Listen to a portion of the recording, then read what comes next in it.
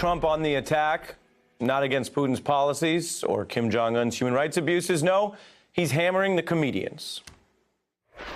Jimmy Fallon calls me up, and he's like a nice guy. He's lost. He looks like a lost soul. The guy on CBS is what a lowlife. What a lowlife. Jimmy Kimmel would meet me before the election. He would stand outside on the sidewalk waiting for me. Now he wouldn't do a show. The guy's terrible. Wait on them. And Trump went further than that, boasting about how he's willing to laugh at himself. I mean, honestly, are these people funny? And I can laugh at myself. Frankly, if I couldn't, I'd be in big trouble. But there's no talent. They're not like talented people.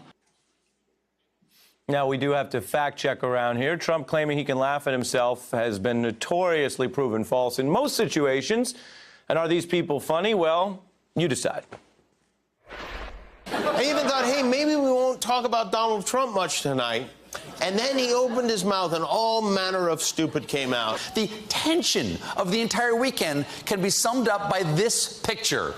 I believe it's entitled Still Life with I watched Trump's commencement speech and it sounded kind of familiar. See if you can tell what I mean.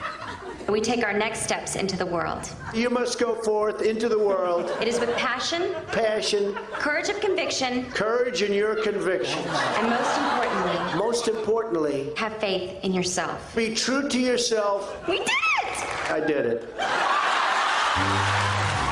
Joining me now, one of the original kings of political comedy, D.L. Hughley. He broke the scene as a comic on HBO's iconic Def Comedy Jam. That show, of course, also paved the way for our friend Dave Chappelle and celebrated its 25th anniversary last year.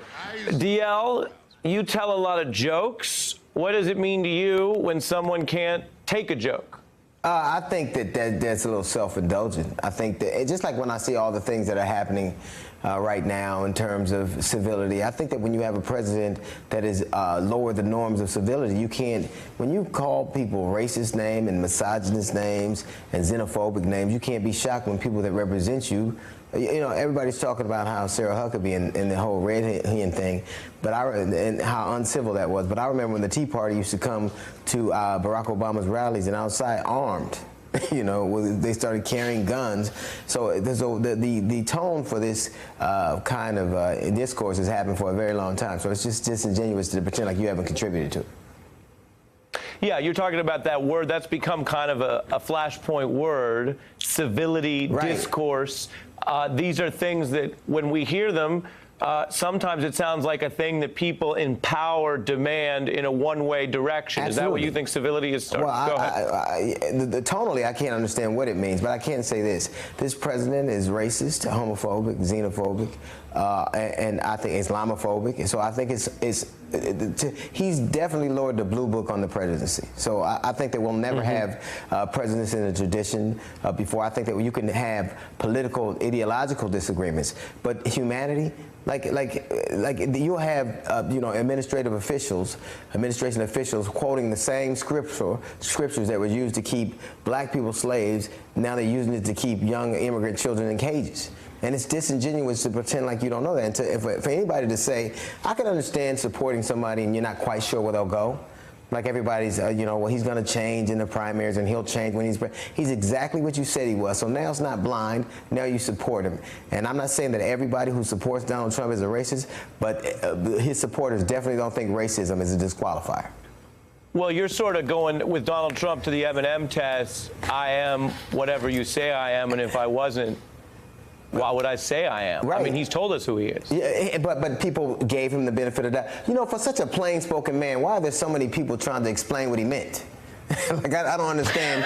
If he speaks his mind all the time, why are they all these interpreters? The bottom line, if I was in a car with somebody and I committed a crime, the reasonable argument would be that the person with me was an accomplice. And I think anybody who votes for him, in spite of all the things he's done, it would have to be witty accomplices. It's just no way around it. Mm-hmm.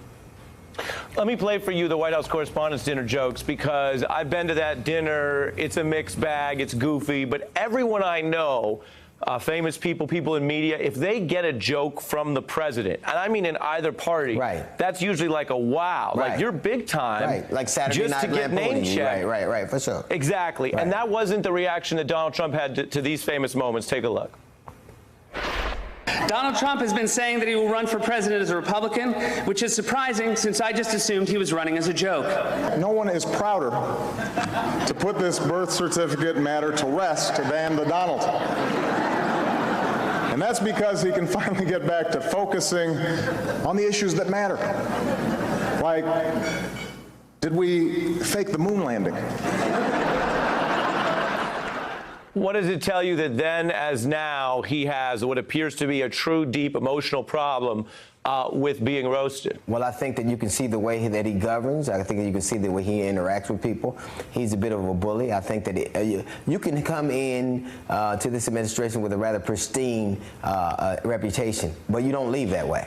And I think that people are literally selling their souls and somewhat of their reputation to you can tell they don't believe what they say. Like one day Giuliani is saying that he said a thing, the next day I don't know what's harder for Giuliani, to keep his teeth in his mouth or a head in his thigh. I don't know what's harder for him, but everybody's definitely becoming more slimy and dirtier because they're hanging out and trying to contort things that don't make sense. Look, either we're a nation that believes in laws or we don't. But to laud, North Korean dictators and Russian dictators, and then to denigrate American football players is, they're tough guys, and these other guys are just sons of bitches. I think it's ridiculous, and I think it says more about us as a country than it does about him. Right. Well, and you're going back to the core point, which is what is the audience, what is the nation, what do we want to do about everything? We're in this together.